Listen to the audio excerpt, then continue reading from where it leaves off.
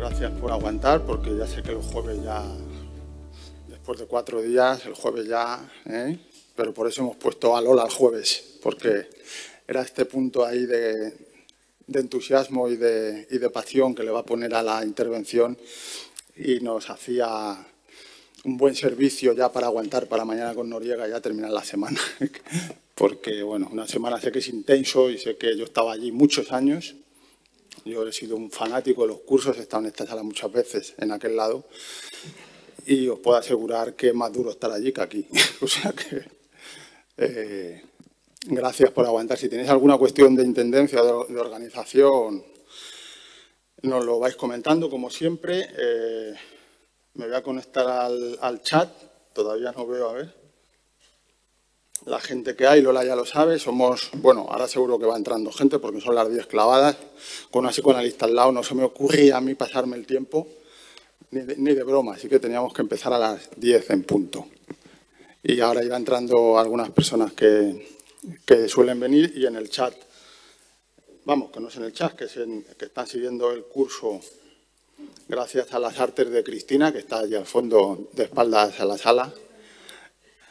Y no sé si puedo hacer una revelación, Cristina. ¿Me dejas que haga la revelación o no? Porque ayer Cristina y su compañero, que no me sé el nombre, me contaban que están allí haciendo un trabajo técnico, pero que estaban absolutamente entusiasmados con el curso. Y me decía el compañero que él estaba empezando a entender o pensar algunas cosas sobre sí mismo. Eso te lo dijo ayer por la tarde, ¿eh?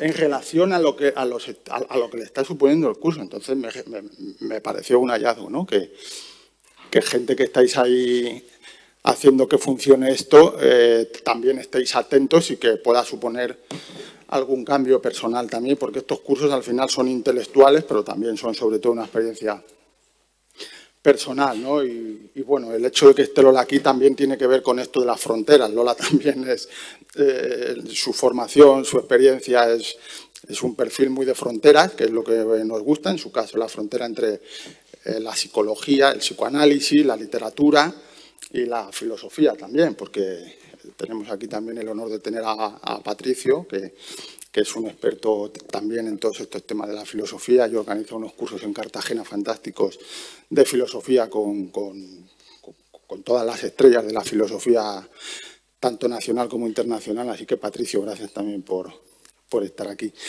Y, bueno, nos ha pasado antes en el saludo una cosa muy curiosa. Bueno, que ahora parece un tópico, pero yo no lo había vivido de manera tan directa nunca. Y es que cuando nos hemos visto Lola y yo, dice, ¿nos podemos abrazar? Digo, por mí sí. Y nos hemos abrazado y dice, ¿qué alto eres? Y digo, ¿y eso? Y dice, es que es la primera vez que nos vemos. Y no me lo podía creer. Os juro que no me lo podía creer. Hay con gente que sabes que esas fronteras entre lo telemático y lo presencial existen y cuando te pones delante de lo presencial, pero con Lola es una línea de continuidad, de familiaridad, de cercanía, de cariño, y nos hemos visto online y por teléfono, ¿no? Pero, y sin embargo, a mí ella no, me parecía, y digo, que no, que ya nos hemos visto más veces. Entonces hemos tenido que ahí que debatir un poco sobre si nos habíamos visto o no. Al final ha ganado ella y es que no nos habíamos visto. Y bueno, yo en todos los cursos que he hecho hasta ahora siempre ha estado el psicoanálisis presente, porque en mi formación ha estado el psicoanálisis presente. No un psicoanálisis clínico, yo hice el doctorado en psicoanálisis, pero con Eduardo Chamorro, no sé si supongo que le conocéis. Y era un psicoanálisis aplicado a las artes, ¿no? Que era lo que a mí me gustaba, cuando Chamorro nos hablaba de La mirada de Ulises, ¿no? La película esta de Angelo Pablo, ¿no? Y era una cosa, la gente estaba horrorizada en clase, ¿no? Y yo estaba encantado, ¿no? Una película que no ha salido, por cierto, hasta ahora, que yo lo estudié en el curso del doctorado, que es Léolo. No ha salido hasta ahora Léolo, qué curioso. Pues mira, podemos luego ver Léolo, o Leolo, no sé cómo se dice en francés. Es una película maravillosa, una película de cine de autor, una película espectacular para entender la psicosis infantil o cómo se forma un poco el psiquismo. Es una película verdaderamente apasionante. El otro día me conseguí el libro de González Requena, que tiene publicado un libro sobre la película y es una película fundamental para entender esto de las fronteras entre la normalidad y la locura.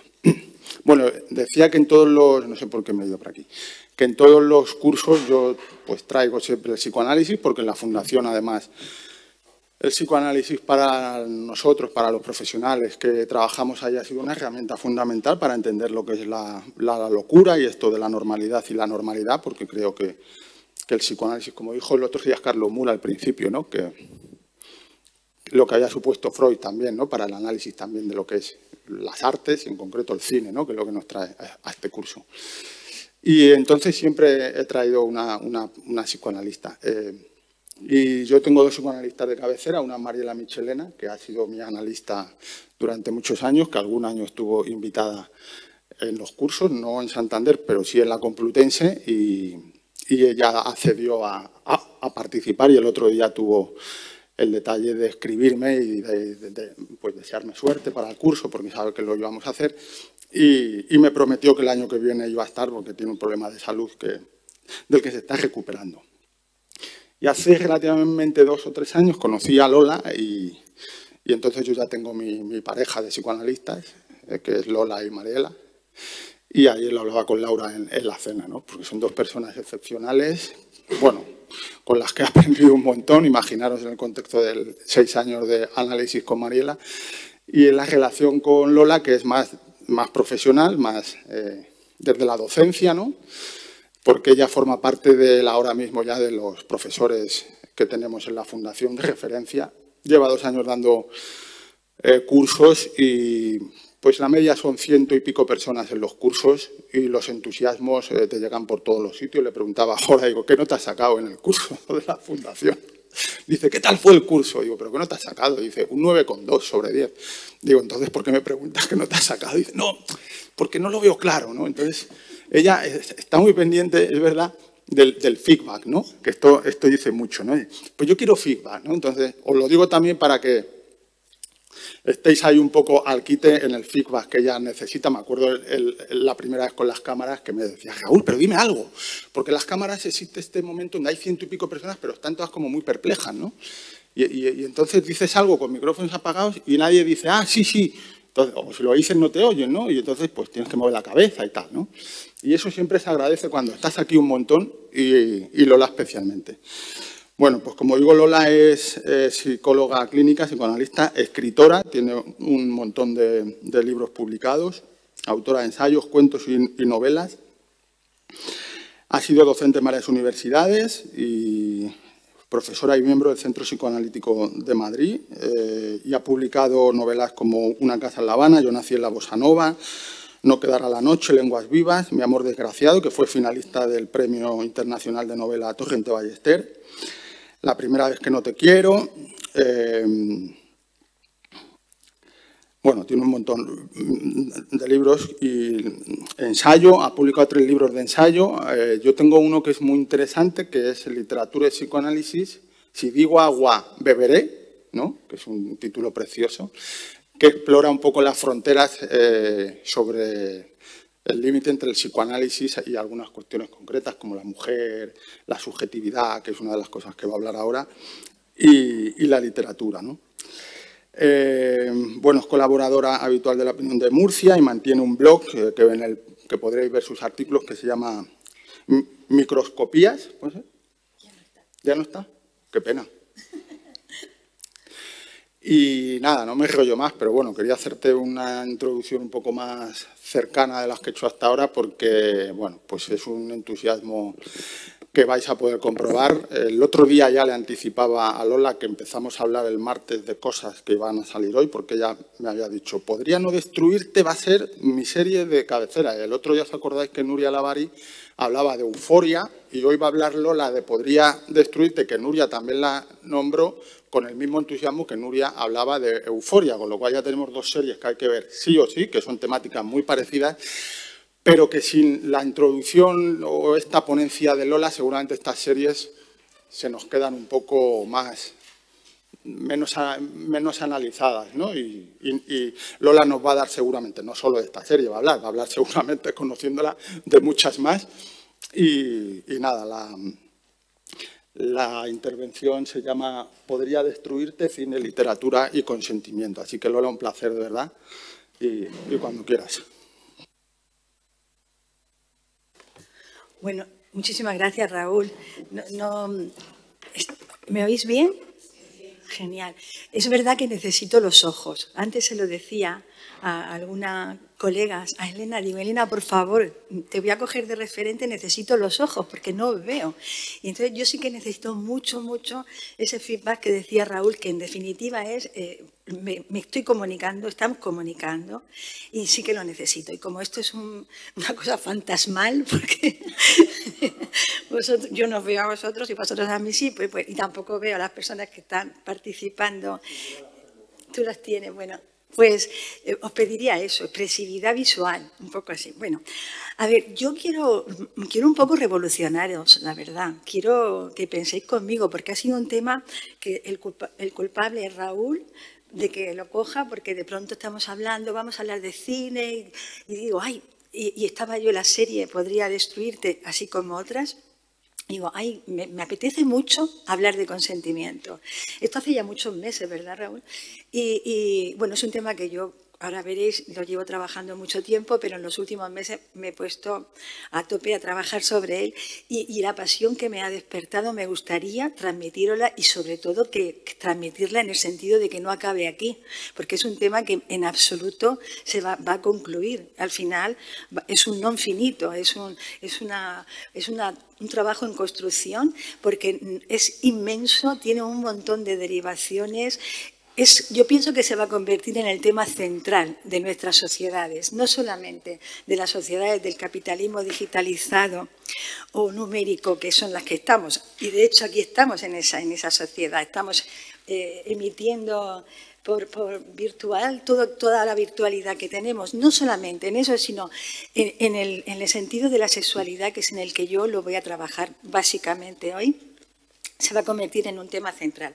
He cambiado todo el orden de mi trabajo, pero porque han pasado cosas, pero voy a respetarlo, si no me voy a liar.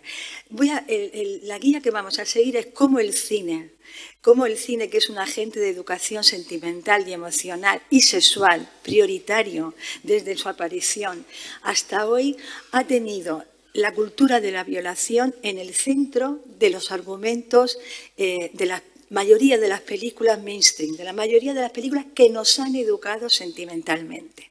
Y cómo de esa cultura de la violación que el cine nos ha inscrito en un proceso que Bourdieu llamaba de dominación masculina, porque el cine es hecho por hombres. Sabéis que hay una organización, CIMA, donde está Desiree, la persona que va a intervenir después, que son mujeres en el cine, que reivindican la presencia de las mujeres en el cine. Bueno, un cine patriarcal nos ha configurado en una cultura de la violación apenas perceptible, de tan identificados que estamos con ella. Hay una crítica, Pilar Aguilar Carrasco, que trabajó hace ya años, están publicados sus libros, analiza la presencia de la sexualidad en el cine español de los 90 y es tremendamente esclarecedora. Bueno, de ese momento, de la cultura de violación cinematográfica, a cómo, nos vamos a detener más en este otro que es más esperanzador, a cómo a partir del Me Too, que aparece en 2017, algunas realizadoras, algunas directoras de cine, básicamente han modificado la percepción de las relaciones sexuales en un sentido de caminar hacia una cultura del consentimiento. Es decir, nosotros vamos a trabajar en esa línea, de una cultura de la violación, vamos a explicar, a una cultura del consentimiento, y en la cultura del consentimiento vamos a analizar una película, Una joven prometedora, que ha sido premiada al mejor guión en los últimos premios Oscar, y la serie Podría destruirte, porque me parece que son ejemplos paradigmáticos de lo que quiero yo mostraros aquí y convenceros aquí.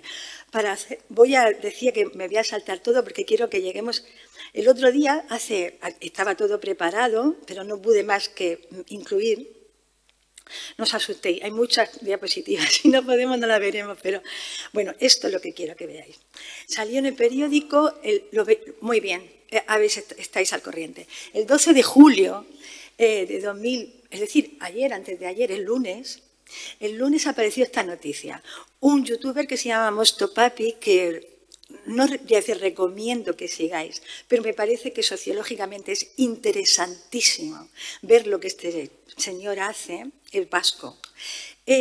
Charlando con este chico, que es otro TikToker, es decir, que tiene miles y miles de seguidores, es decir, cualquier influencia que yo pueda tener, modestísima, aquí con vosotros, en todos los visionados que hagan los vídeos que está haciendo Laura, Cristina, es insignificante, una gota de agua en el mar del mainstream, que son donde reinan estos chicos. Bueno, este chico confiesa que cuando tiene relaciones sexuales, para no utilizar condón, le dice a las chicas que es estéril. El Ministerio de Igualdad ha levantado una causa, ha empezado un proceso para ver qué ha pasado ahí. Pero lo que ha pasado ahí, por poco que pensemos, ¿qué piensa este chico de las mujeres? ¿Qué son para este chico las mujeres? Y este chico, las mujeres para este chico son ni más ni menos que un objeto de satisfacción cuya subjetividad le importa un bledo. Y, es decir, ¿y por qué? ¿Por qué? Porque es un ejemplar típico de la cultura de la violación. Para empezar a trabajar esto, voy a dar algunos conceptos clave, básicos, que luego vamos a ir manejando. En primer lugar, definir consentimiento. El consentimiento es un acuerdo voluntario de dos voluntades, dos personas, para un hecho concreto. El consentimiento tiene que ser voluntario e intencionado para ese hecho. Y se puede retirar, esto es muy importante, en cualquier momento. Es decir, esto es difícil de entender en la cultura de la violación, como luego veremos. Muy difícil de entender. Que se pueda acceder en un momento dado consentimiento de encuentro sexual y que se pueda retirar. En nuestro diccionario de la Real Academia Española hay una palabra muy fea, muy malsonante, pero la voy a decir, calientapollas, que está definida en la RAE y que dice justamente, se le califica así a la mujer que pretende un acercamiento sexual y luego no cede. En realidad, desde la cultura de la violación es una calientapollas, pero desde la cultura del consentimiento está ejerciendo su libre derecho a decir que no, que lo puede ejercer en cada momento. En este ámbito nos vamos a mover. Es un ámbito de mucha sutileza, ya veréis, muy difícil de cerrar, muy difícil de debatir. Deciros que la última ley, hace unas semanas se aprobó la ley que se llama coloquialmente la ley del sí es sí, que apela a un tipo de consentimiento que ahora vamos a decir y que asume una definición de consentimiento que es la misma que trabaja el protocolo de Estambul de 2014, del que ahora mismo se acaba de salir Turquía. Erdogan ha sacado Turquía, que mis amigas turcas, escritoras turcas, están fatal, luchando en la calle porque ha retirado a Turquía del protocolo de Estambul. Fijaros que el tema, vamos, es que si tardo 2 días más tengo que traer 200 diapositivas, porque va a ser un tema central, veréis, en la cultura, y es central en la cultura, y esto lo adelanto, es central en la cultura en la que estamos, porque es una cultura donde estamos debilitando los límites de la dignidad humana, los límites de lo que es un hombre y lo que es una mujer, los límites de ser humano como tal. Y entonces, claro, cuando se debilita eso, la agresión aumenta y tenemos que hacer muchas leyes porque no hay una educación sentimental apropiada a lo que sería la relación intersubjetiva, la consideración de los otros como sujetos, como nosotros nos tratamos aquí. Yo quiero pensar que vosotros sois como yo, que tenéis dentro de vosotros deseos que os mueven como me mueven a mí, intereses como parecidos a los míos, puesto que participamos de una misma cultura. Otra palabra importantísima es la que tenéis delante, el contrato sexual. El contrato sexual es un concepto que aparece en 1988, Carol Pateman, y es tan importante como el contrato social de Jean-Jacques Rousseau, que hablaba de que toda sociedad se establece sobre un pacto implícito y explícito, un acuerdo de convivencia. El contrato sexual no es un acuerdo de convivencia, es un acuerdo de dominación, por el cual los hombres se unen entre sí en lo que se ha llamado también homosocialidad, es decir, en una especie de amor masculino, de tribu masculina, para garantizarse el disfrute del cuerpo de las mujeres a partir de dos instituciones, el matrimonio y la prostitución. Las dos instituciones garantizan necesidades básicas de la masculinidad y de todos los seres humanos. Lo que pasa es que el patriarcado olvida que las mujeres somos seres humanos y tenemos las mismas necesidades básicas, que son las necesidades, digamos, de apego o de afectividad o de reconocimiento intersubjetivo y las necesidades sexuales.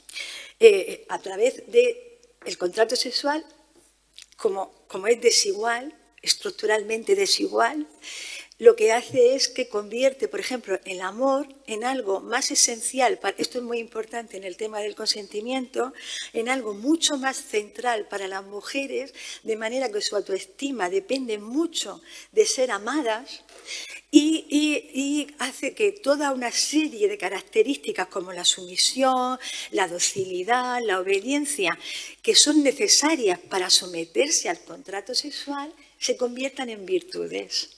Y entonces son las virtudes cristianas de la feminidad.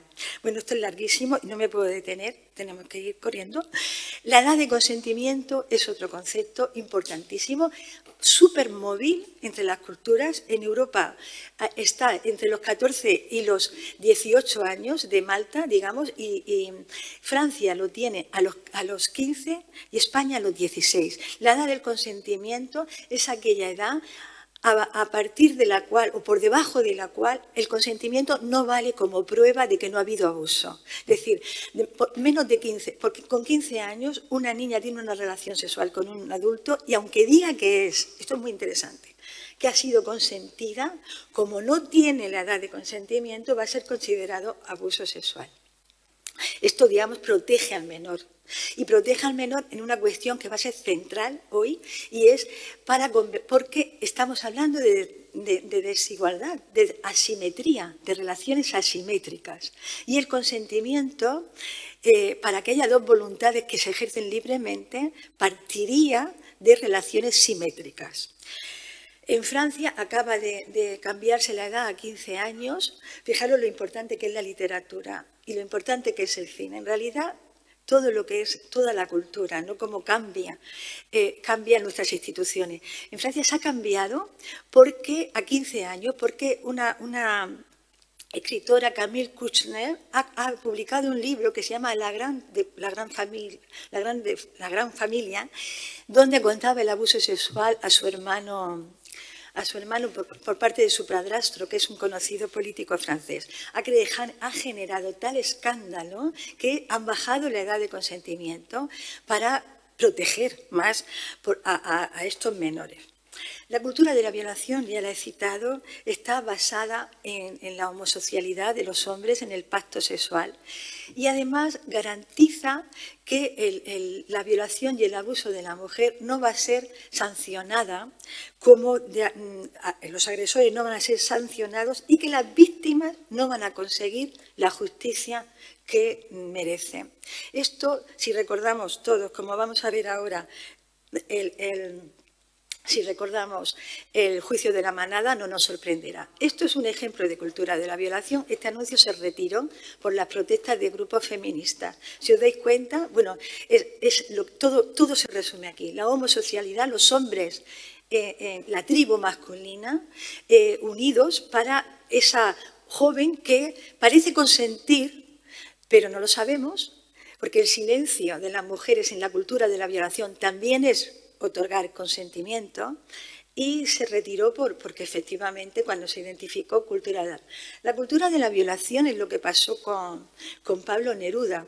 Pablo Neruda, en Confieso que he vivido, fijaros la sutileza y el poder de la cultura de la violación encarnada en todos, en hombres y mujeres, que hasta hace muy poquito no identificamos que en esta memoria de Pablo Neruda había una violación de su sirvienta Tamil. Y se leía y se ensalzaba a este hombre como poeta, como escritor, como persona, cuando, desde luego, como persona tendría muchas cosas de las que penar y de las que lamentarse. Por ejemplo, he reproducido, lo que pasa que no nos da tiempo, luego si lo veis pausadamente las podéis ver, el párrafo donde habla de esta mujer que como una estatua, es decir, como una estatua, no opuso resistencia a algunas leyes sobre violación, sino opone resistencia, es consentimiento. Esto se ha cambiado en la ley del sí es sí, se exige un consentimiento explícito, pero no opuso resistencia, luego la puedo violar. La cultura de la violación es, de alguna manera, lo que ha pasado con Plácido Domingo. Plácido Domingo ha sido demostrado que abusó de muchas mujeres y, sin embargo, hace poco en el Teatro Real se le hizo un homenaje que parece que borra, porque la cultura de la violación disculpa más a los agresores que a las víctimas. Se ensaña con la víctima. Y eso es lo que ha pasado con Plácido Domingo, eso es lo del Teatro Real. Bueno, que la cultura de la violación se basa en algunos mitos, podríamos decir, en mitos que se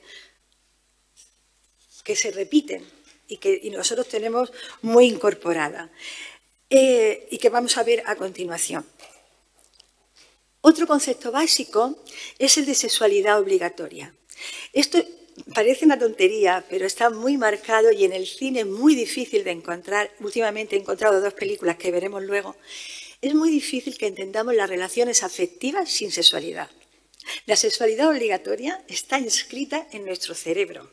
Totalmente. Tanto que antes los hombres decían, yo es que no tengo amigas que no tenga deseo por ellas. No sabían discriminar la ternura, los lazos afectivos del vínculo sexual. Esto es también cultura patriarcal. La sexualidad obligatoria condiciona mucho el consentimiento. Condiciona tanto que hay ahora voces de jóvenes que están apostando porque las citas, por quitar de la cita la sexualidad obligatoria, de las citas Tinder, luego vamos a hablar del modelo Tinder, de las citas Tinder, eliminar eso, ¿no? Every Youth, por ejemplo, Judith Portail o Tamara Tannenbaum, empiezan a hablar a las mujeres, por favor, mujeres, por favor, de una vez, apropiaros de vuestro cuerpo, que es otro concepto, que es el de autonomía corporal. Ejercer realmente la autonomía corporal que tanto logramos y tanto luchamos por ella. Mi cuerpo es mío, lo doy a quien quiero y lo retiro cuando yo quiero. Vamos a ejercerlo en las jóvenes. Se ha perdido autonomía corporal, porque se ha perdido la cultura de la autonomía corporal, del derecho a tener mi cuerpo y a hacer con mi cuerpo aquello que es una reivindicación de que empieza en los años 50, 60 y que ha ido conquistando, por ejemplo, la eutanasia, que acaba de aprobarse la última ley, en otro contexto, es una muestra de la autonomía corporal, ¿no? De me voy cuando la vida no me merece la pena en unas condiciones determinadas que garantice que no va a haber abuso de personas ajenas a la persona que quiere ejercer el derecho a una muerte digna, también es un derecho, un ejercicio de la autonomía corporal. Todo esto aparece de una forma, erupciona como un volcán con el Me Too, ¿verdad? El Me Too en 2006, que es una invención de una activista afroamericana, Tarana Burke, y luego vamos a ver su foto, pero es que si me muevo de aquí lo lío todo, dice que empieza a reivindicar la empatía con las víctimas. Fijaros que es justo lo contrario, es decir, a luchar contra esta civilina cultura de la violación que nos tiene a todos metidos sin darnos cuenta dentro de su égida, ¿no? de su paraguas, ¿no? La cultura de la violación se rige, como todas nuestras sociedades, por una justicia punitiva o retributiva, es decir, que busca el castigo. La cultura del consentimiento, que vamos a reivindicar hoy, a partir de ya, busca una justicia reparadora o transformadora, una línea nada más, que sería la que Nelson Mandela y Desmond Tutu ejercieron en África para luchar cuando se acabó el apartheid. Hubo un daño, una herida, una fractura en la sociedad sudafricana enorme. ¿Cómo iban a reconciliarse los negros y los blancos? Sí, habían estado matándolos, quemándolos, torturándolos, ¿no? Bueno, pues inventaron, que no es una invención, que viene mucho de los aborígenes, de una cultura que no es occidental, que está más vinculada a la tierra, y inventaron esta cultura reparadora, que no se centra en el daño, en el castigo del agresor, sino en reparar el daño de la víctima. Y busca la voluntad del agresor para reparar el daño de la víctima. Por ejemplo, en el caso de los violadores se hacen grupos donde se va trabajando, intentando ver al otro como un sujeto que puede ser dañado, porque este chico que hemos visto al principio, el TikToker, que le hacía no se da cuenta de que tiene enfrente de él, le está mintiendo a un ser humano, no se entera. Fijaros hasta qué punto no se entera que lo dice públicamente. Es que esto es muy grave. Esto no es que sea grave, es gravísimo. Pero me refiero a que alguien diga públicamente que estoy haciendo esto sin tener conciencia de que es un delito, de que se lo está haciendo a personas humanas. Esto es lo grave en nuestra cultura, ¿no os parece?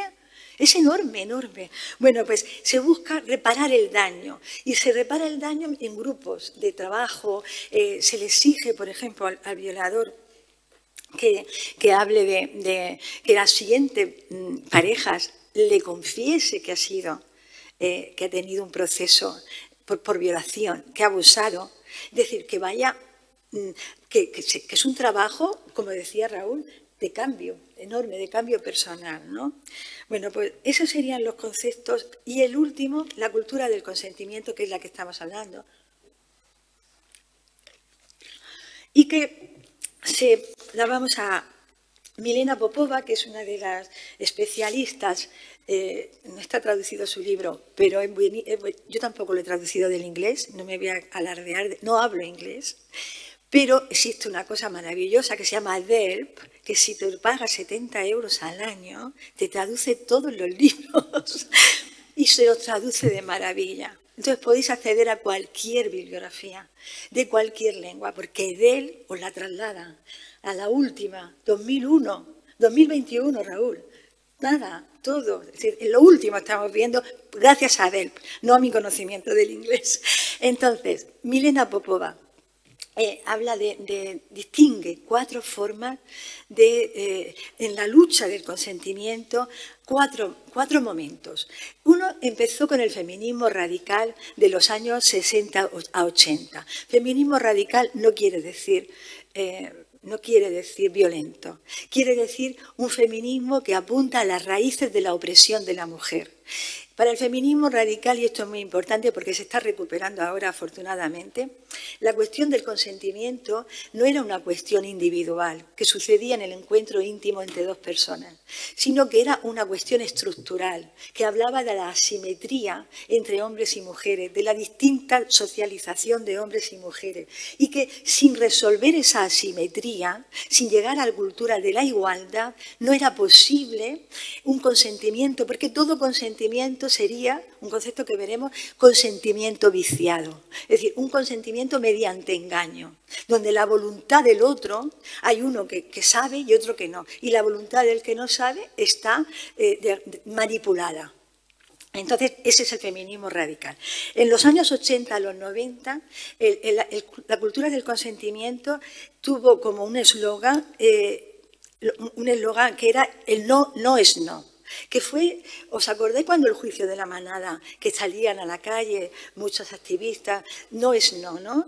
No es no, es el primer paso en la cultura del consentimiento. Llamaba la atención de los hombres a que escucharan el no de las mujeres, los gestos de no de las mujeres, que no los escuchan.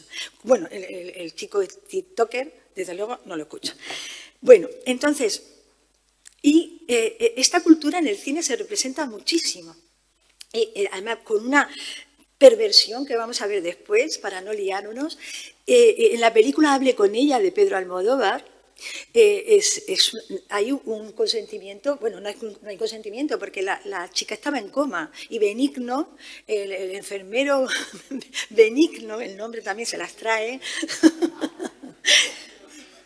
abusa de ella, la viola, en silencio de ella, sin su consentimiento, obviamente. Es decir, la cultura del no es no, como es evidente en esta película, obvia algunos casos como que se da muchísimo, que es la sumisión química, que es proporcionar pastillitas en la bebida para que no haya oposición. Entonces, no podemos fiarnos de la cultura del no es no, porque una mujer, aunque no diga no, puede no querer una relación sexual.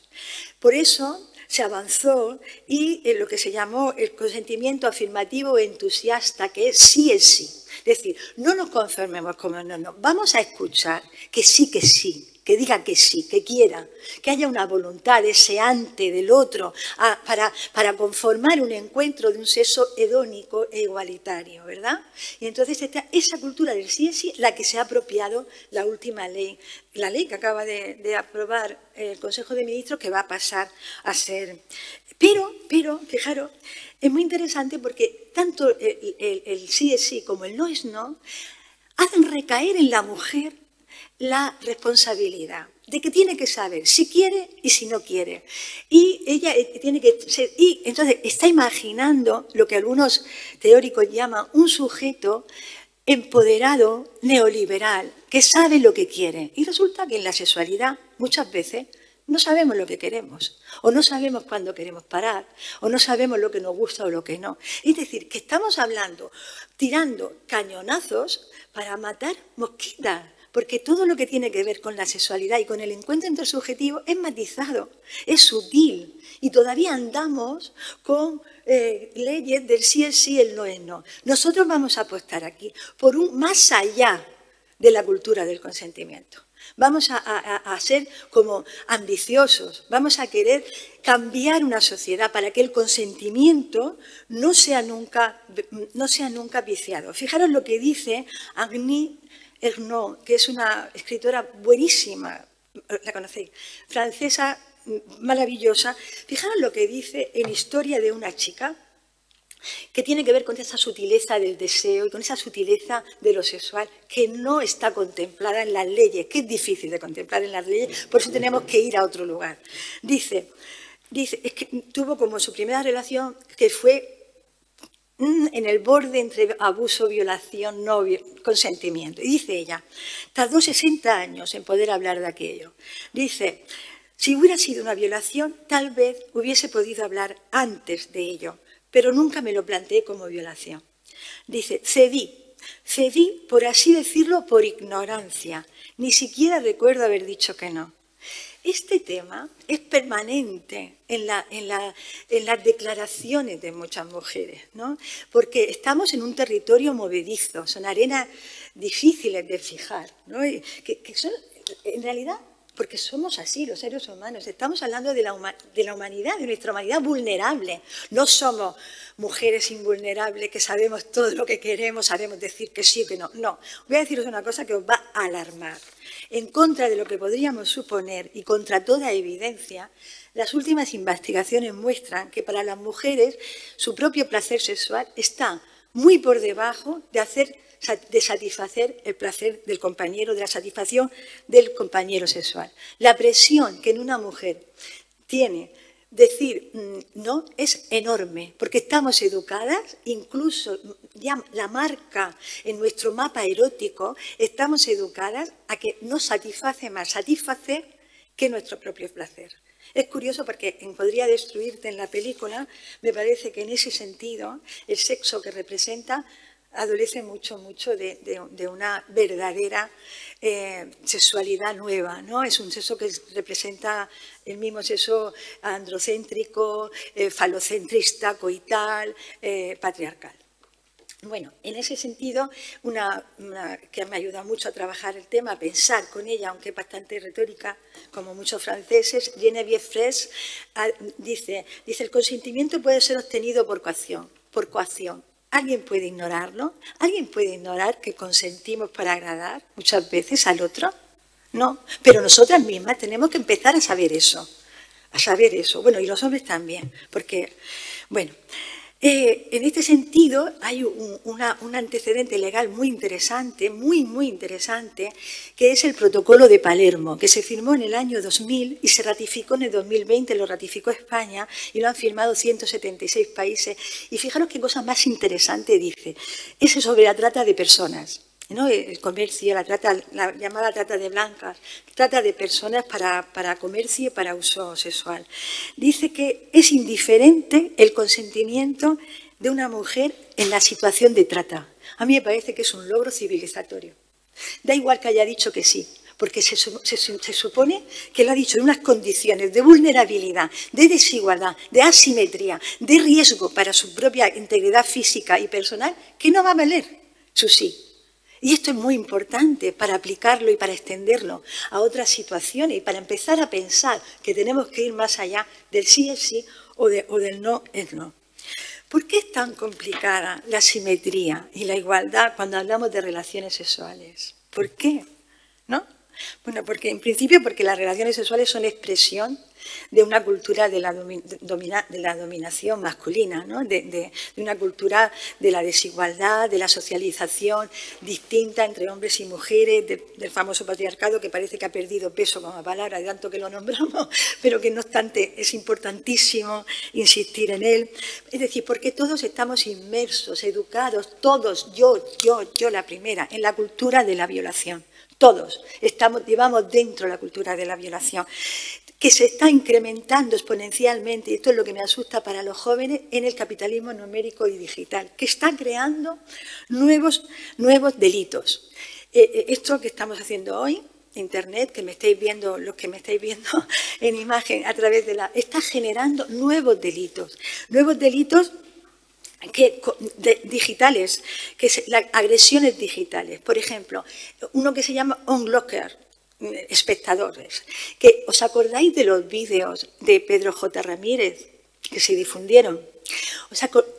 Este tuvo su punto más gracioso, igual de indigno que se difundiera. Eso no. Sea quien sea, no hay derecho a difundir una cosa que no ha sido consentida para difundir.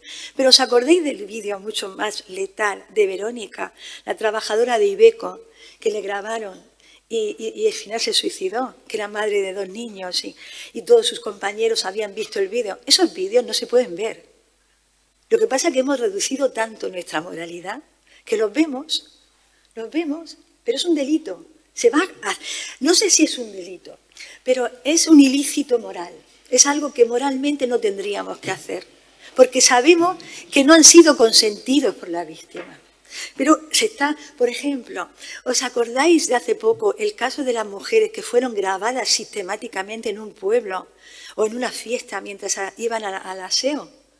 Que han hecho una movilización y que tienen dificultades para defender eso. Bueno, esto está sucediendo, cosas nuevas derivadas de esta cultura digital.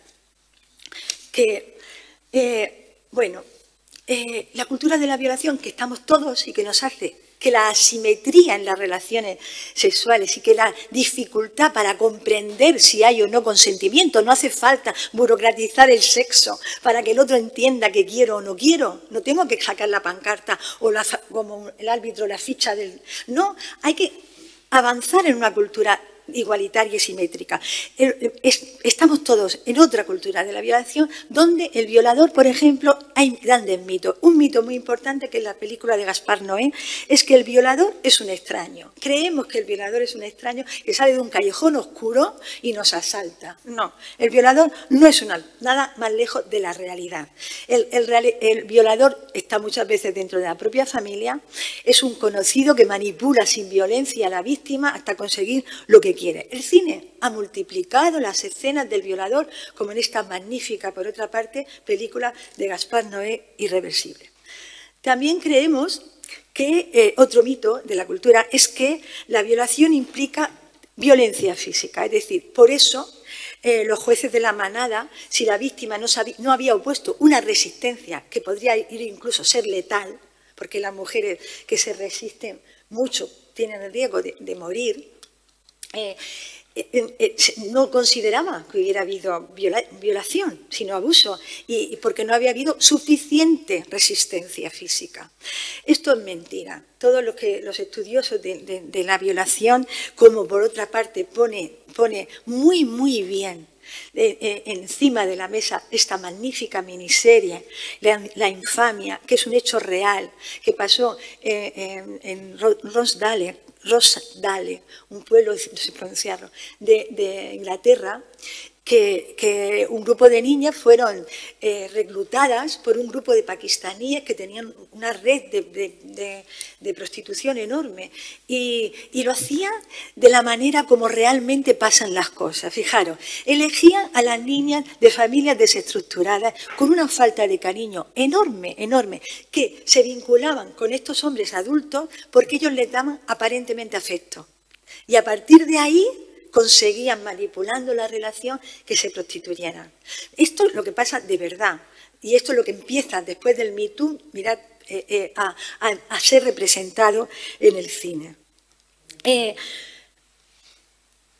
La mujer en la cultura de la violación se tiene que oponer con resistencia absoluta al sexo, porque si no, es que lo desean. Cuando las mujeres dicen no cuando quieren decir que sí. Esto es un mito de la cultura de la violación, que esto es muy grave, porque penetra, es permeable y penetra en las instituciones legales, en las instituciones, en nuestra cabeza, pero igual en todas las leyes penetra. Y eso es lo que pasó con el juicio de la manada. Lo que sucede a la víctima en una violación es que normalmente se paraliza de miedo. No se resiste, no se defiende. Es raro que se defienda. Habrá mujeres que se defiendan, pero la mayoría de las mujeres quedan absolutamente paralizadas. La parálisis es un mecanismo filogenético. Viene de los animalitos. Conocéis animales que se quedan paralizados para que el depredador no se los coma, se hacen el muerto. Pues nosotras también nos hacemos las muertas. Claro, pero es que si te hacen la muerta, el juez piensa que no te has resistido lo suficiente y luego no ha habido violación, ha habido consentimiento, que fue lo que pasó en el juicio. No nos vamos a detener. Esto está muy bien representado en otra serie también, basada en hechos reales, francesa, que se llama Laetitia o El fin de los hombres. ¿La estás viendo? Está muy bien. Pues bueno, en ella... no. Bueno, yo voy a hacer spoiler, un montón de spoiler voy a hacer, lo siento, pero porque si no, no puedo. Pero esta no la voy a hacer, no la voy a hacer, Raúl. No, aparece lo que os estoy diciendo, aparece la cultura de la violación pero aparece muy, muy bien tratada la realidad de lo que sucede con estas chicas que son víctimas de los depredadores sexuales. Entonces no voy a seguir porque tampoco tenemos tiempo de eso. Otro mito es que son las mujeres, las que provocan. Las mujeres provocan porque llevan falda corta. Es decir, en lugar de enseñar en una cultura democrática, hedonista, igualitaria, a los hombres a no violar, enseñan a las mujeres a que no te violen. No lleves falda corta porque te van a violar, pero vamos a ver. Eso va en contra de mi autonomía personal. El problema lo tendrá el violador. Fijaros qué raro, porque es que a poco que nos deslicemos, las propias mujeres, como aparece en la película Una joven prometedora, las propias mujeres compartimos estos mitos, los compartimos. Y muchas veces les preguntan, pero ¿y tú qué has hecho? ¿Tú qué has hecho? Pero ¿cómo que qué he hecho yo? Yo he buscado que me violen. ¿Por qué no le preguntas a él qué has hecho? Como hace una joven prometedora en una secuencia maravillosa que se despierta y le dice, ¿pero qué hace? y confronta al abusador con la vergüenza de estar abusando de una mujer que está casi inconsciente. ¿Pero qué estás haciendo? Hay que decirle a los hombres, ¿pero qué estáis haciendo? ¿Qué es lo que estás haciendo? ¿Por qué no me ves? ¿Por qué no me miras? ¿Por qué no abres los ojos y me miras? De verdad, y miran mis gestos, ¿no?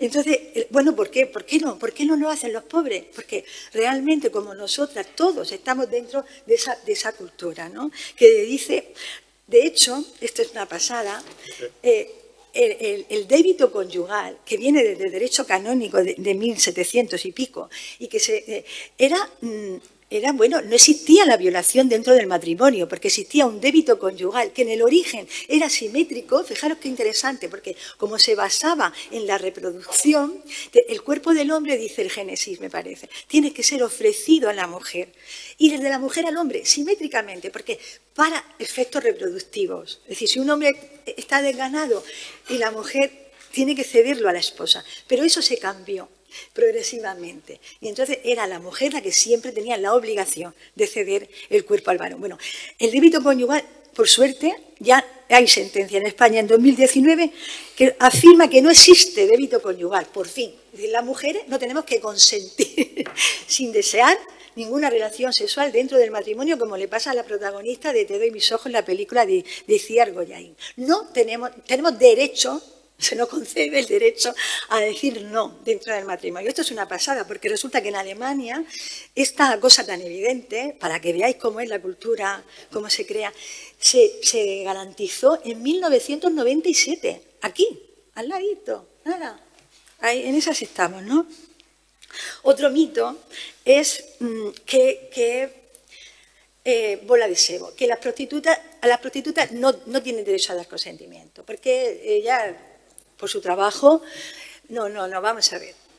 Guy de Maupassant lo pone precioso en este cuento, que os recomiendo muchísimo, y que John Ford inspiró a John Ford la magnífica película La diligencia, donde restituye la dignidad de Elizabeth Rousset, que es una prostituta que viaja en una diligencia y que la detiene los prusianos, y ella odiaba a los invasores, ¿no?, de Francia. Iban a huir, de hecho.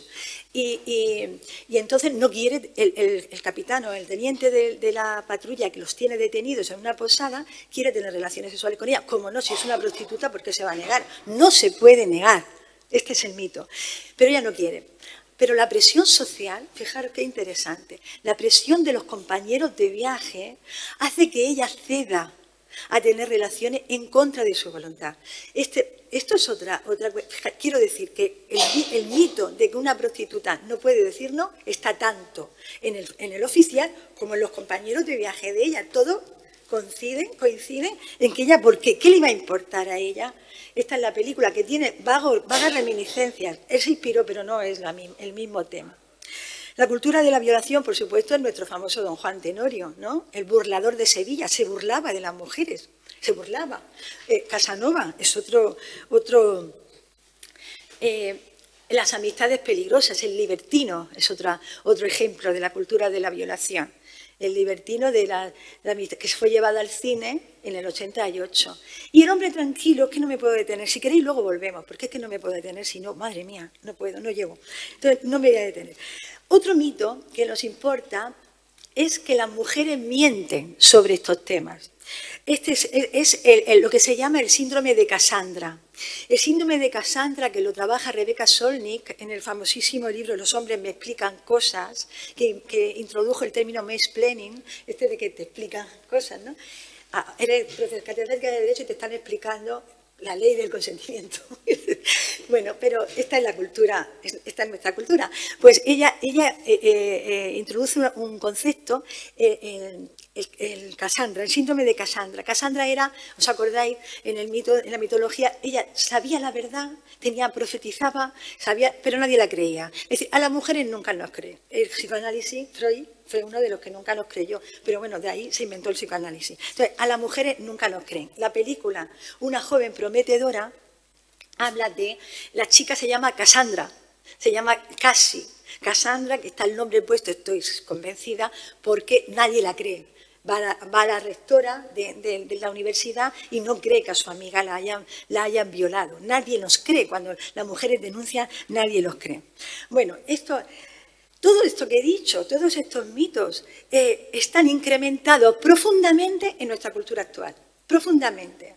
Con lo que yo he llamado el modelo Tinder, el modelo OnlyFans, que esto lo ha acuñado Félix Crespo, la comercialización del afecto de la que habla Eva Illouz y otros, y el cuerpo como mercancía en la modernidad tardía. El cuerpo, se ha producido una disociación en los jóvenes y que por aquí, y ellos entienden su cuerpo como una empresa. Y si me da dinero, está bien. La moralidad es la moral del mercado. Entonces se produce este tipo de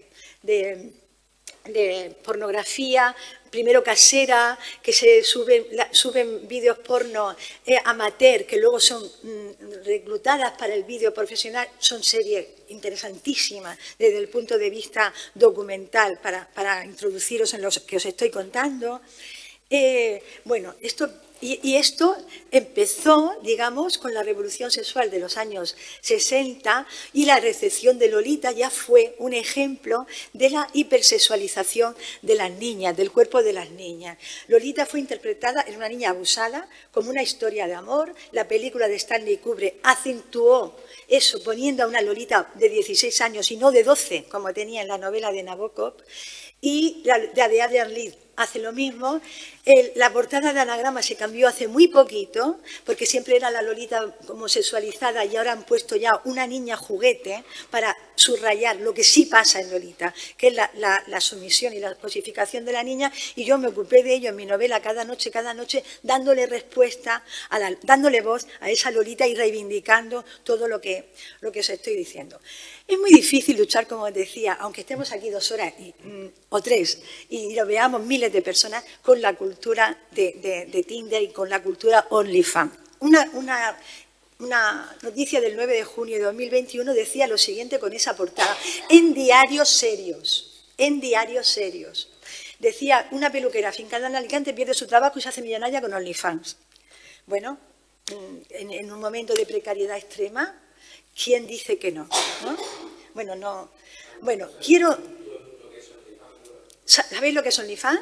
OnlyFans es una plataforma de pago donde las chicas que primero en Instagram empiezan a mostrar sus cuerpos desnudos en posiciones eróticas, como es lo común en Instagram, y consiguen seguidores y se pasan a privado y entonces avanzan hacia la pornografía like y luego ya no like mediante pago. Y ganan dinero. Ella ha ganado $1 millón. Mirad, voy a poner esto y voy a correr mucho porque ahora, ¿cómo le doy para que funcione? 2 veces. Ay, no, ¿no ves? Ahora quiero que salga. Esta historia se llama la historia de amor. Dale 2 veces. No está el hipervínculo ahí, parece. No, sí, pero sí salía en mi casa. Bueno, da igual. Si no, sí salía. Bueno, no, es que si no, es que es una pena que no salga. Ahora le llamamos y lo ponemos para que salga. Bueno, es una historia entre Harrison Ford y la replicante que se ha llamado la Love Escena, y es una escena de violación y se le ha llamado la escena de amor. Es que merece muchísimo la pena verla. Espera, está ya. Mira a ver si podemos verlo. Un vídeo. Es que hay un hipervínculo, pero no conseguimos. No, el vídeo, está el vídeo de verdad ahí. No, pero...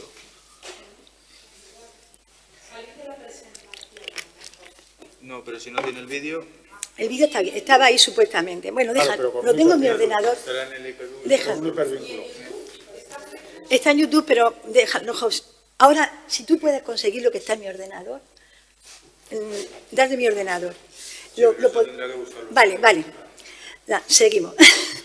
Entonces, era muy llamativa y muy interesante la hipersexualidad. Podemos poner luego en la mesa redonda. Luego esta tarde lo ponemos, hacemos para ponerlo, ¿vale? Sí. Es que me gustaría que lo vierais, porque nos hemos educado ahí.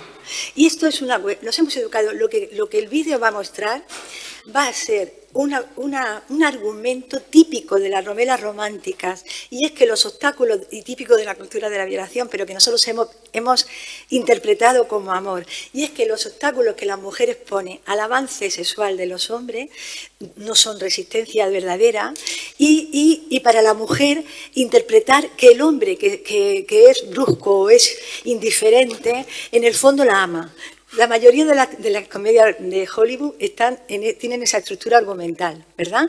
Hay que vencer los obstáculos, y lo que están haciendo es que las mujeres se hagan extremadamente sensibles a captar el deseo del otro, a interpretar el deseo del otro, y olviden su propio deseo, no sepan interpretar sus propias emociones. Esto es típico de nuestra cultura, es enorme. Nos enseña a adaptarnos al varón y a desestimar nuestra experiencia. Esto, en sentido estricto, es lo que Ferenczi denomina trauma. Fijaros qué fuerte. Es decir, la cultura que estamos diseñando, la cultura que se diseñó, es una cultura estructuralmente traumática. Porque lo que hace es que lo que llamamos heterodesignación, es decir, que seamos nombradas, narradas, discurseadas por otros, es un trauma estructurante, porque nos hace obviar nuestras propias percepciones, nuestras propias emociones, y adaptarnos al discurso del otro. Esto en los niños pequeños, Ferenczi lo trabaja en los niños. ¿Has encontrado la...? Es que nos manda el enlace directo Tomás desde su casa. O sea, digo para que veamos que la Tomás, hiperconectividad es total. Te adoro, Tomás, allí donde estés. ¿Lo pone? Lo que pasa es que yo no estoy conectado. Mira, sigo y luego lo ponemos, porque merece la pena para debatir. Ya tenemos el enlace. Ay, qué bien. Estupendo. Entonces, iba por la novela romántica, ¿verdad? La novela romántica, lo que os acabo de contar. Y me importa mucho hablar de otra cosa que está vinculada, y es la venganza de las mujeres. En la representación de la mujer heterodesignada por otros, la venganza de las mujeres es muy retaliativa, es muy vengativa, y de hecho en Una joven prometedora no escapa de ahí. Ella hace una venganza, y en muchas películas que veremos en un momento, ¿no? Se trata de que, por ejemplo, Judith Holofernes, esto sí es verdad, en la Biblia aparece, la venganza de Judith. En un cuento de Borges, Emma Thun se venga de forma violenta, yo diría de forma muy masculina, muy como un solo ante el peligro, de una forma muy individualista. Y esto es como porque participa de la mujer mala. Las mujeres hemos sido o buenísima, la Inmaculada Concepción, la Madre de Cristo, o malísima, la vampira, Ligea, la mujer fatal, la mujer vengativa y mala. Y esto seguimos ahí. Pero, sin embargo, lo que nos ha demostrado la historia, Milenio, es esta película que participa completamente, es tremenda esta película. Esta película no es feminista, no es en absoluto feminista. Por favor, si la podéis ver, hacedlo críticamente. Ella es un ¿cómo se llama él? El del hombre tranquilo, John Wayne, es un John Wayne, pero del oeste. Pero todas son, esta es Tarana Burke. Pero a partir del Me Too, lo que nos ha enseñado la historia de verdad es que la venganza de las mujeres no es retaliativa, no es una venganza que mata, letal, que ojo por ojo, diente por diente, es una venganza simbólica, es decir, pide restaurativa, pide que el daño no es castigadora, sino, aunque las leyes sobre el chico el Weinstein, la ley se ha aplicado de forma sancionadora. Pero la venganza que en la realidad aparece como reivindicada por las mujeres es una venganza que va a reparar el daño que las mujeres han sufrido. Bueno, llegamos al Me Too. Tanara Burke es la que os decía antes, el empoderamiento a través de la empatía, yo te creo, ¿no? Me Too, yo también, yo te creo. Las respuestas del Me Too son la respuesta colectiva, como ha de ser, a la respuesta a la asimetría de la desigualdad que se expresa en cada acto de violación singular, que está motivado por una cultura de la violación. No quiero que perdamos ese contexto. Esto ya lo hemos visto. La venganza de las mujeres es simbólica, os decía. Cuando Vanessa Springora publica El consentimiento el año pasado en Francia y habla de cómo Gabriel Makhnev la violó cuando era pequeña y luego la sacó como motivo literario en todas sus novelas, y ella hace tengo que decir que en mi novela Cada noche, antes de que saliera públicamente, yo había denunciado con nombre y apellido que pasé un miedo atroz, no sabía qué me va a pasar, a Gabriel Makhnev, porque había leído sus libros y son bochornosos, sobre el comercio sexual en Filipinas con niños de 8 años y demás. Bueno, Vanessa Springora lo ha hecho ya público, el mío pasó más desapercibido, ella lo ha hecho enormemente público. Gallimard le ha retirado a Makhnev todas las condecoraciones, que era un hombre que gozaba del consentimiento de toda la sociedad francesa. Toda la sociedad hemos sido cómplices de los desmanes del consentimiento. Hemos sido cómplices, no nos hemos dado cuenta, hemos sido cómplices porque hemos llevado las gafas de la cultura de la violación que nos han impedido ver. Y esto ha sido así. Esta es la chica, la novela que en Francia lo ha... Bueno, es decir, lo que quiero decir es que la cuestión del consentimiento es una cuestión absolutamente compleja, difícil de matiz, cuyos matices todavía van a tardar muchísimo tiempo en poderse simbolizar, en poderse incluso identificar, y que no es igual para todos, ni muchísimo menos ha cambiado a lo largo de la historia. Una joven prometedora es esta película que nos vamos a detener en ella y en Podría destruirte.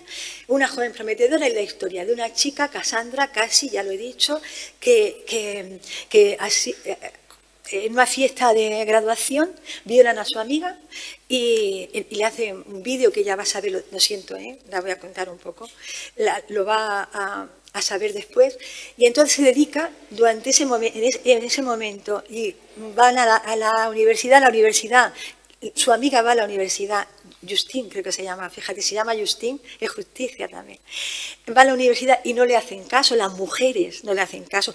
Estas películas se caracterizan porque van más allá no son simples, es decir, no son maniqueístas, no es que el rector es un hombre y por eso no escuchan, no, el rector la decana es una mujer, y es una mujer impregnada de cultura de la violación, que igual que un hombre no escucha, porque no tenemos los oídos para escuchar ciertas cosas. Bueno, entonces no la escucha, la amiga se suicida y Cassandra está durante 7 años, tiene un ritual, era una joven prometedora, iban para científicas o médicos, y tiene un ritual donde se presenta a los chicos en estado aparente de ebriedad, ¿no? Como borracha, y los chicos entienden que estaba consintiendo el encuentro, se la llevan, aparentemente amablemente, para llevarla a casa, por supuesto se la llevan a la suya propia e intentan violarla. Cuando están en el momento claro de que van a violarla, ella se despierta y los confronta con el acto que están haciendo, ¿no?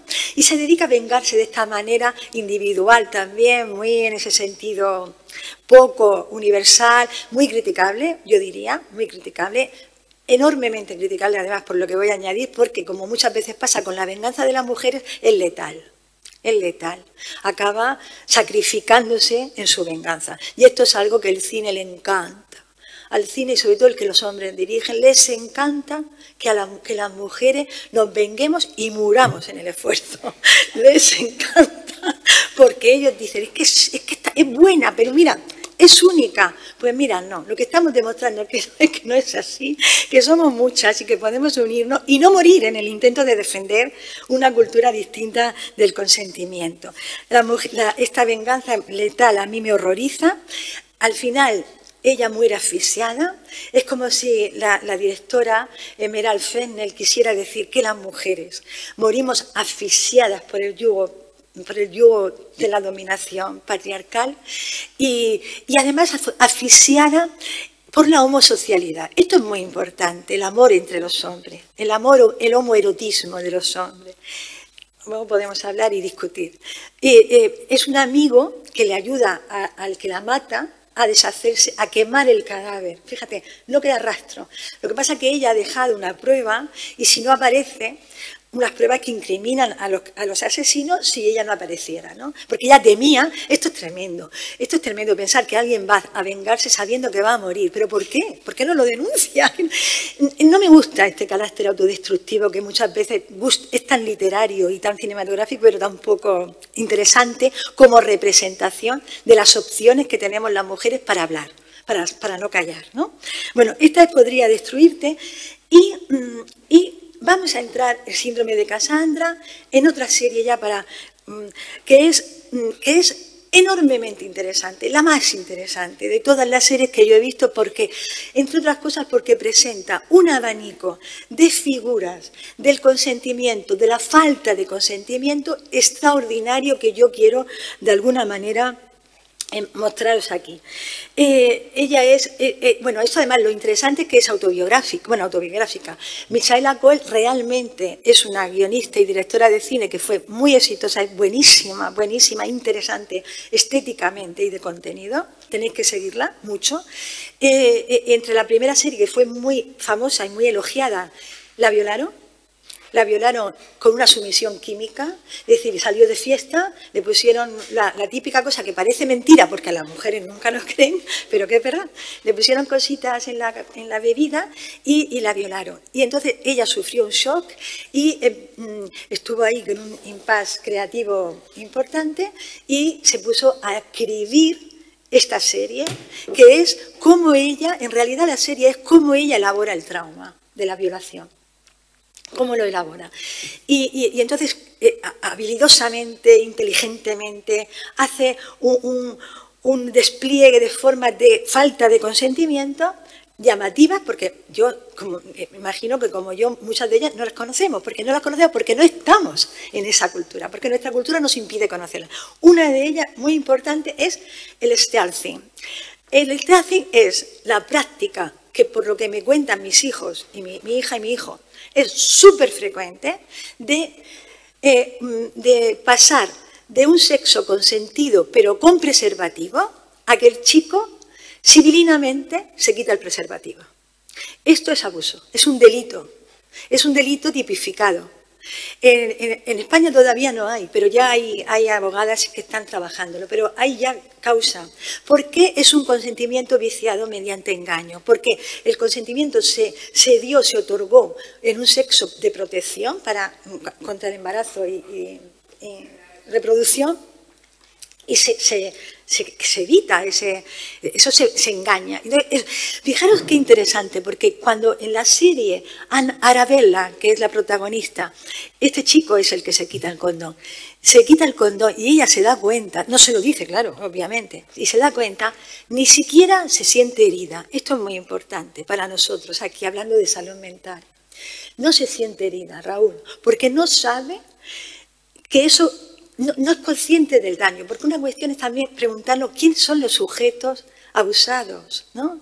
¿Qué falta de perfil estamos ya teniendo, que ni siquiera es capaz de identificar que ha sido abusada? Ella no se enfada, le pide solo que le pague la píldora del día después y que se vaya a comprarla con ella a la farmacia. Imaginaros qué disparate, qué falta de gravedad le otorga al hecho. El chico lo hace... Pero cuando consulta en Internet, ella es adicta a las redes sociales, tiene un montón de seguidores, se da cuenta que es un delito y entonces lo denuncia públicamente. Lo que más me interesa es que ella no se da cuenta de que ha sido abusada. Esto es muy importante, no se da cuenta. Y esto es lo que está pasando ahora mismo en las relaciones sexuales entre los jóvenes. No se dan cuenta que son abusadas.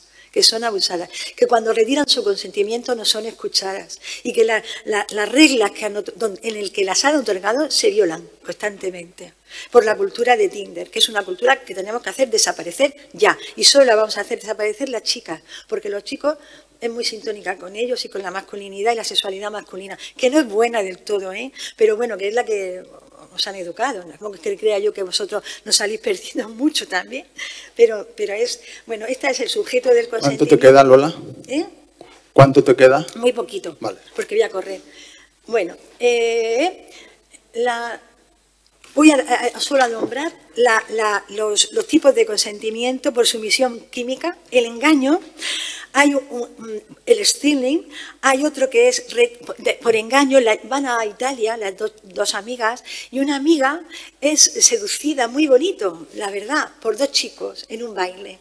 Y ella consiente, graciosamente, hacer un trío. Súper contenta, ¡ay, qué guay! ¿No? Y escribe, he tenido un trío, ¡ay, qué bueno!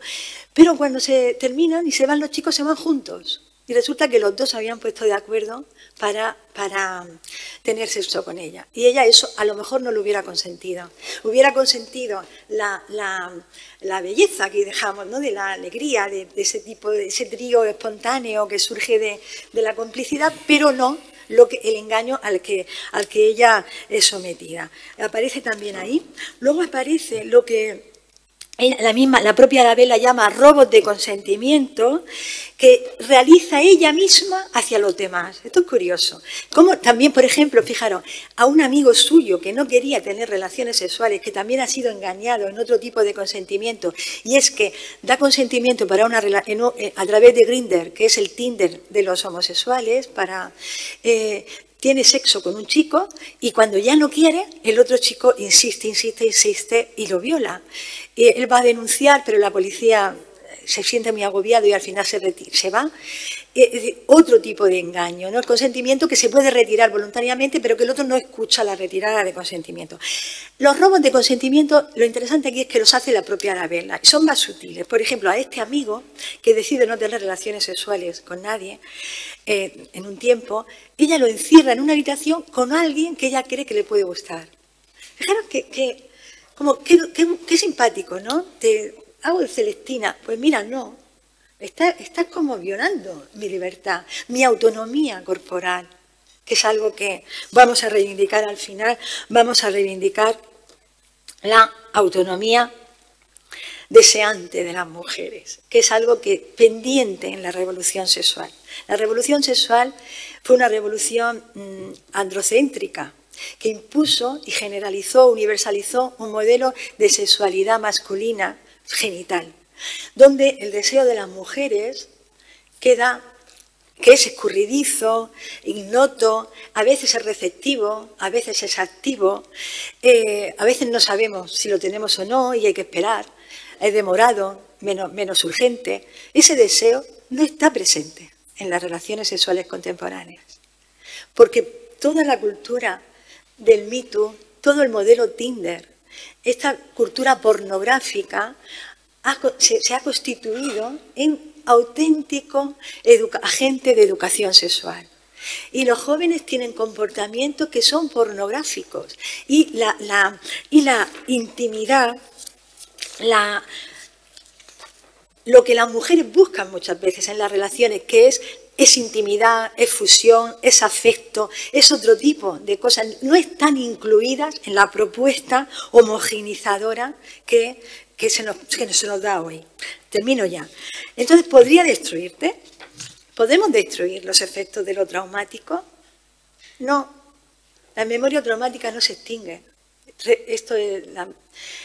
No se extingue. Por eso, antes de llegar al trauma, tenemos que aprender el derecho a decir no.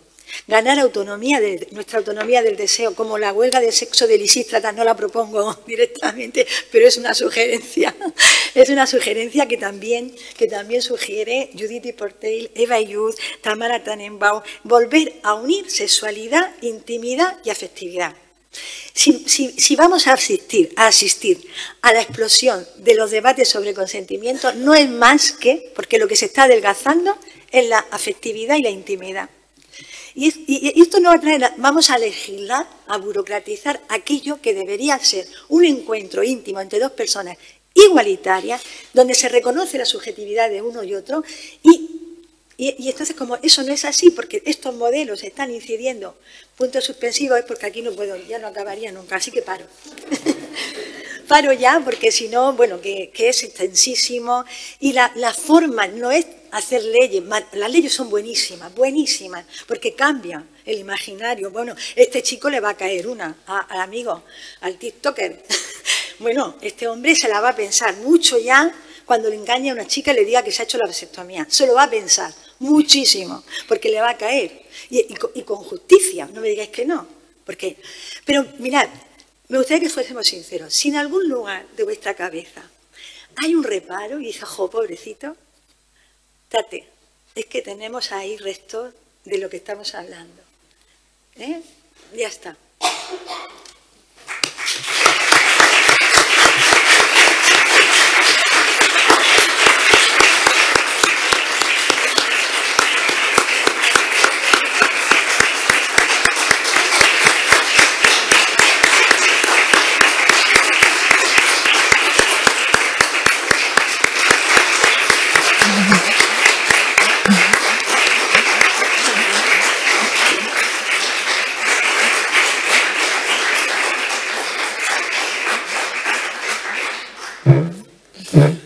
Bueno, pues nada, muchas gracias, Lola. Creo que el feedback del aplauso está a la altura de lo que nos has provocado.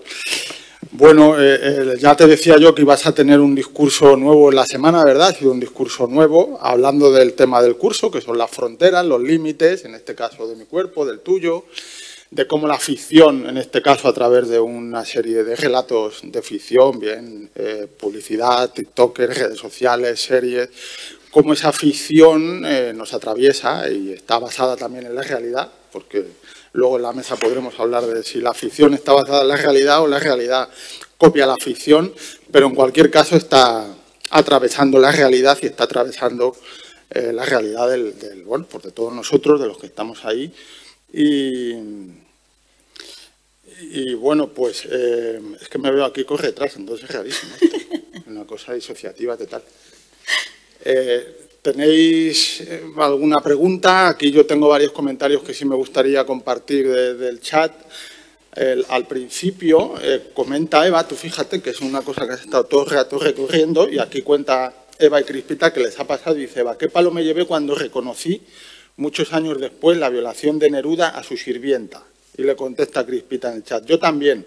Y me ocurrió lo que dice Lola, que había leído esas memorias yo en su momento y no me había percatado. ¡Qué horror! ¿Qué es eso que dices de qué? Se nos mete. Y Juan Antonio dice que te pregunta cuáles serían los principios de la cultura matriarcal y cómo explicar que teniendo en estos momentos una mayor educación sexual hayan aumentado los embarazos entre adolescentes y haya habido más abortos. Juan Antonio, es que no se trata de sustituir la cultura patriarcal por una cultura matriarcal. El matriarcado en realidad no hay constancia antropológica ni histórica de que nunca haya existido, sino por lo que llamamos una cultura igualitaria, una cultura hedónica para ambos, hombres y mujeres. Y tiene que ser para ambos, tiene que ser simétrica. Me estoy dirigiendo así al infinito para que me veas tú. Entonces, quizá no estaría de acuerdo en que hay más educación sexual, todo lo contrario. Pienso que hemos abandonado la educación sexual, que tendría que ser una asignatura, pero no solo sexual, la educación sexoafectiva, ¿no? De la intimidad. Fijaros que todo el modelo Tinder, todo la forma los protocolos de relación de los jóvenes actuales, por el cual se encuentra pareja mayoritariamente hoy en día, es un modelo de mercado. Entonces, el mercado no atiende a la intimidad, atiende al consumo de objetos. Una de las características del modelo Tinder es que siempre hay otro mejor fuera, con lo cual no me detengo en el que tengo delante, ¿no? Y ese no detenerme me hace ser desconsiderado. Es decir, el otro es un otro funcional, que me da lo que pido, pero no es un otro que yo reconozca como sujeto. En este contexto no es posible una simetría y no es posible atender al consentimiento. Entonces, no creo que exista una mayor educación sexual, sino una educación pornográfica.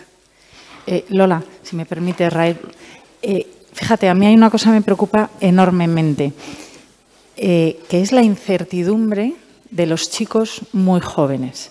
El otro día estaba con unas amigas, unos amigos, y me comenta mi amiga, mi hijo, que tiene 20 años, el otro día hablando de si salía con alguien y tal, dijo, mira mamá, es que estamos, él y su grupo de amigos, unos chicos de 19, 20 años, educados, normales, sensibles, estamos absolutamente perdidos.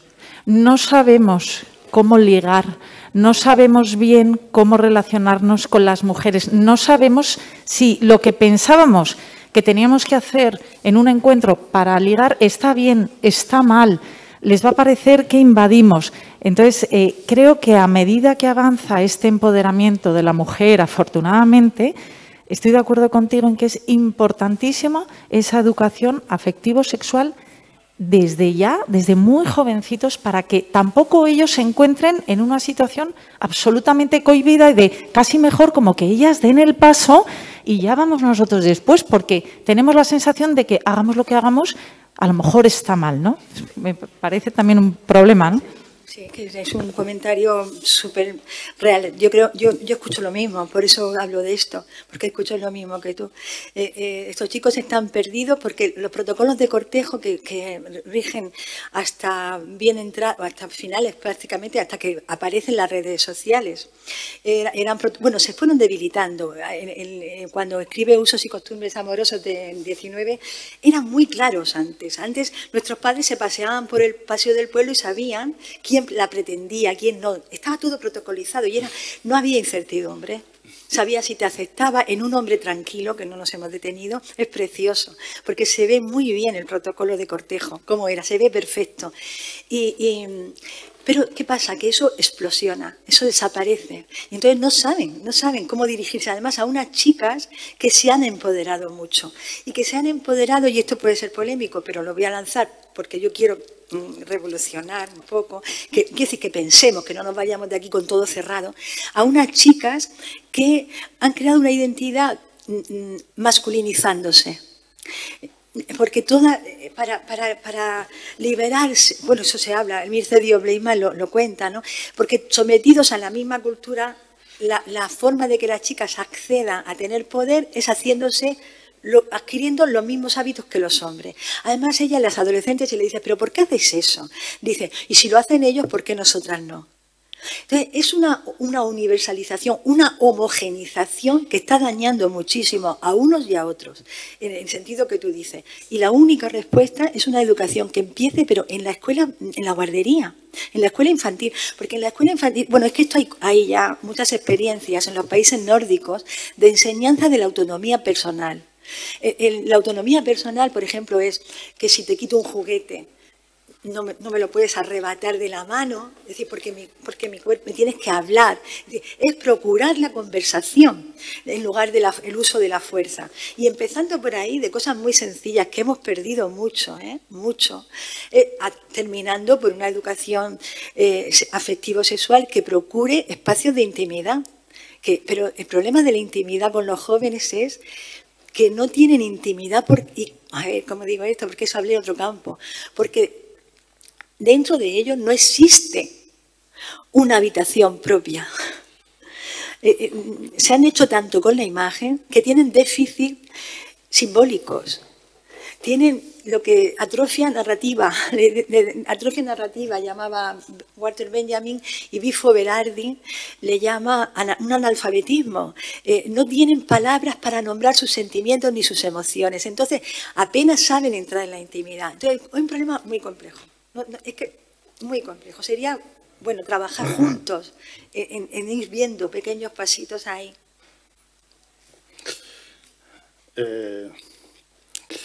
Dice Sara ahora al final, Lola, tu charla será una gota de agua en este mar mercantilista de las redes sociales.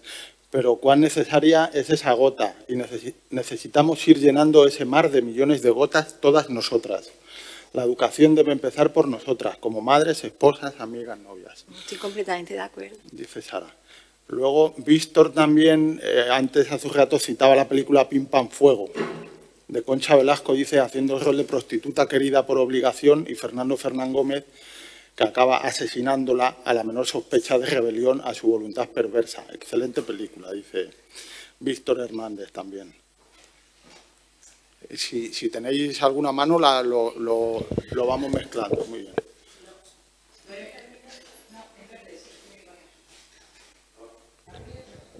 ¿Ahora? Yo quería hablar sobre, que no ha dado tiempo, la escena de la película Blade Runner, la escena de amor, porque es una película que conozco bien y la había pensado de una manera diferente, esa escena, porque Rachel, la replicante, de sí misma piensa que, porque es lo que le han informado, que los replicantes no son capaces de tener emociones ni sentimientos, y por eso Rachel no se atreve a tener una relación íntima. Y yo, desde la cultura de la que estamos hablando, esa escena la interpreté como que Harrison Ford la ayuda, sí. le da el pequeño empujón. Dice, que le falta dime que me amas, dime que me quieres, ¿no? El pequeño empujón que le falta para ser capaz de tener una relación sexual. Con lo que has dicho, la verdad, me ha hecho pensar repensar esa escena. Claro. Porque pareciera que ese forzar, entre comillas, o animarla a tener la relación sexual, en ese caso estaría justificado porque Rachel es una replicante, pero a lo mejor todas somos un poquito replicantes. Bueno, no la hemos visto, pero tenía ganas de hacer esta reflexión. ¿Sí? Está, ¿lo puedo mover? Bueno, a lo mejor cortar un Yo poco. tengo el enlace, pero en este ordenador, pero no está conectado aquí. Entonces lo podríamos ver en este ordenador, porque me lo ha mandado Tomás, además luego me ha mandado Esta una tarde lo vez. hacemos. Eso es. Esta tarde lo hacemos, ¿vale? Esta tarde lo ponemos y retomamos el... Porque es interesantísimo lo que estás diciendo. Sí. Gracias. ¿Tu nombre, perdona? Gracias. Bueno, Lola, muchísimas gracias. La verdad que yo llevo un par de años trabajando sobre este tema del consentimiento, así que, vamos, todas estas referencias las he trabajado, pero siempre se comenta, ¿no?, cuánto daño ha hecho la pornografía, ¿no?, en cómo los hombres, ¿no?, descifran a las mujeres. Y yo creo que tanto daño como la pornografía han hecho las novelas románticas y las películas románticas, porque a mí me ha costado muchísimo. Yo cuando tenía 15 años, yo cogía las novelas románticas de mi madre y todos esos obstáculos, ¿no?, y esas mujeres que se resisten, yo siempre lo interpretaba de manera romántica. Entonces a mí me parecía que era como una conquista, ¿no? Entonces llega un punto que piensas, ¿qué queremos las mujeres, ¿no? Porque yo también pensaba que me tenía que resistir, ¿no? Era como, entonces es que digo, es una educación sentimental tan errónea y nos ha costado tanto llegar hasta ver estos códigos. Sí. No sé si has visto, hay una película que el otro día se la comentaba a Raúl, que en estas comedias románticas de Hollywood, que sale Jennifer Aniston y dos niños en un parque en plan de 5 años, ¿no? En plan, y la niña está jugando con el niño y a la niña le gusta el niño. Entonces el niño coge una pala de plástico y le da en toda la cara a la niña y la niña se va llorando a su madre y le dice, mamá, me ha dado con la pala, y la madre le dice, eso es porque le gustas. ¿Tú te crees? Entonces, eso es genial, me encanta. ¿no? Pásame la peli. Esto pero claro, pero ¿cuántas veces nos han dicho a nosotras, no, si no te miras porque le pones muy nervioso, porque eres demasiado para él? No es mentira, no te mira porque no le gustas. O porque es un te bruto. pega porque es un niño malo. Porque es un bruto, ya está. ¿Por qué tenemos que interpretar? Esta es la perversión que me refería a las novelas románticas. Mirad, añadiendo leña al fuego, que es muy interesante, fíjate lo que decía Vanessa Springora sobre esto. Dice, estuve muy confundida durante mucho tiempo sobre a quién pertenecía mi cuerpo. Es que parece una locura, parece un delirio, pero no pasa eso. Dice, me sentía como una muñeca carente de todo deseo, que no tenía ni idea de cómo funcionaba su propio cuerpo, que solo había aprendido una cosa, a ser un instrumento para los juegos de los demás. Malisa Febos, es cortísimo, en Girlhood, que es otra película que he pasado rapidísimo por ahí, que la llevó al cine Céline Sciamma, que es una directora buenísima francesa, dice, si alguien quería mi cuerpo, tendía a dárselo. Mujeres inteligentes, artistas, si alguien quería mi cuerpo, tendía a dárselo. Es que estamos educadas ahí. Pero Anier, no, lo que decías en Memoria de chica, justamente habla de esto, ¿no? Que su primera experiencia sexual es que es sin querer y solo años después lo elaboras. El tema es que cuando estás ahí no eres consciente, ¿no? Eso es lo más importante, creo, de todo esto. Bueno, para las mujeres, para los hombres hay otras cosas muy importantes y es que aprender a escuchar y a ver ese no, el entusiasmo o no de las mujeres, los gestos de no consentimiento. Es que la educación emocional tendría que ir, no se educa el gesto, hay un elenco de gestos de no consentimiento, no. Es que creo que igual que nosotras estamos como muy dotadas precisamente por esto, a detectar y a identificar con un radar sensibilísimo los deseos de los demás, igual que yo necesito saber vuestros ojos que me están dando, que me seguís, lo necesito. Ellos tenían que aprender a necesitarlo también. Y si Pablo Neruda ve que su sirvienta está hecha una estatua, es evidente que no quiere. Vamos, ¿por qué no aprenden eso? Es decir, cada uno tenemos cosas que aprender. Y es tan importante que lo aprendamos de verdad, porque si no vamos a cargar la sociedad de leyes. Y lo que falta aquí es el encuentro intersubjetivo, es el reconocimiento entre sujetos enteros, no parciales, ¿sabes? Y eso es muy difícil de enseñar, por lo que preguntabas, ¿no? Pero es una tarea que tenemos que emprender, yo creo, ¿eh? Bueno, nos estiramos 3 minutos más porque creo que merece la pena. Para hacerte llegar la pregunta de Barrio, que dice que a ella le encantó 3 anuncios en las afueras y te pregunta que por qué recalcas que no es feminista. Uy, porque no es. ¿Cómo se llama? Eva. Eva, mírala otra vez. Mira. Después de haber escuchado la... 3 anuncios en las afueras, ¿os acordáis la película? Bueno, a ver, la película es que está muy bien, porque nos da mucho gusto. Nos da mucho gusto la venganza solitaria. No, esta no es. Esta es Noma. Ah, es que esta... Eva, ahora te retomo. Pero ahora que he visto esto, Nomadland y Land son 2 películas magníficas donde el presupuesto de la cultura de la violación, que dice no la sexualidad obligatoria, aquí se elude.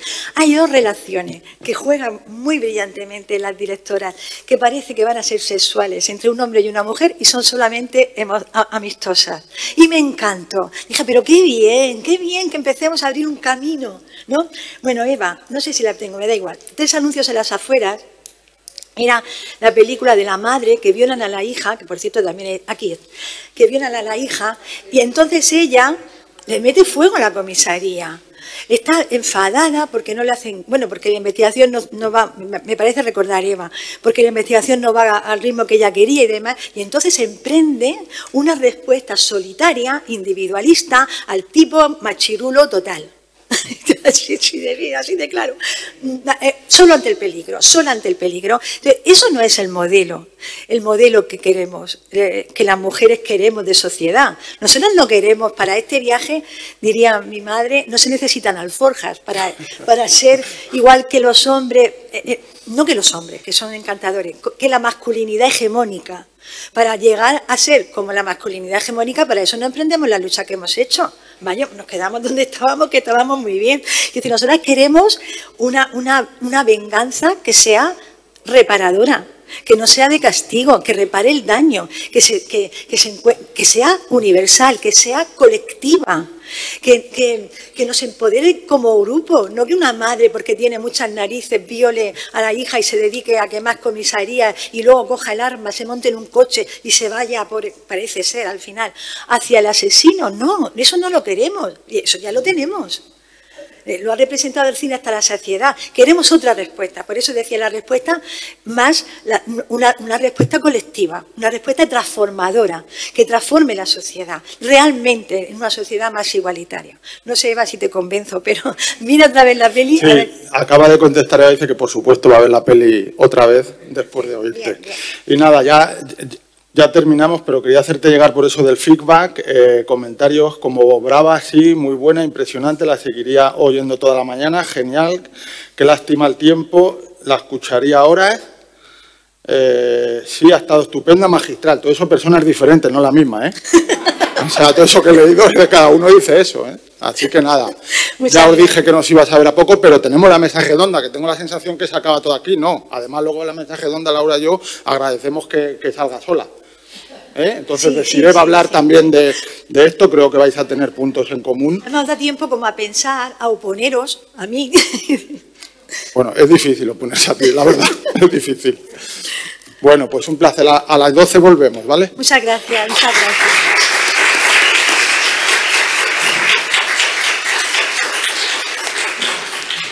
Vamos a poner en la peli, ¿sabes? Porque yo creo, bueno, a lo mejor si quiere ella...